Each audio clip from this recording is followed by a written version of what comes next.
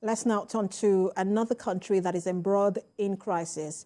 It is a month and 2 days since the war broke out in Sudan, as the country's two biggest armed groups, that's the Sudanese Armed Forces and the paramilitary Rapid Support Forces, wrangled for power.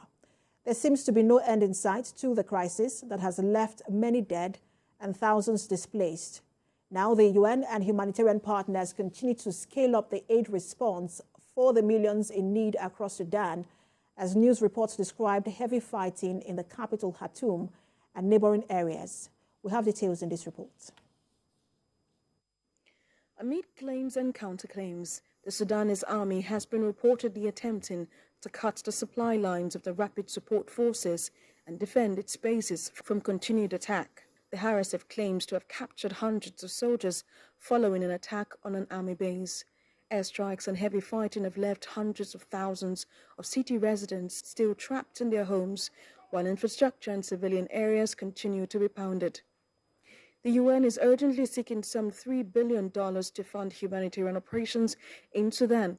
It's expecting more than 1 million people to flee the country as fighting rages between the army and rival militia forces. The UN's Humanitarian Affairs Coordinator, Ramesh Rajasingham, more than half of Sudan's population, that's 25 million people, need aid and protection. He says it's the highest number ever seen in the country. Access for aid agencies remains a huge challenge. Meanwhile, aid organizations have managed to resume operations in parts of Darfur. He confirmed that aid organizations have managed to resume operations in parts of Darfur.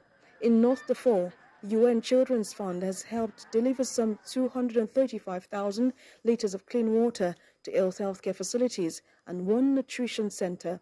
UNICEF is also distributing water, sanitation and health supplies for nearly 15,700 patients at more than a dozen healthcare facilities. In eastern Darfur, UNICEF has provided clean water to some 40,000 people in El Mim camp for internally displaced persons.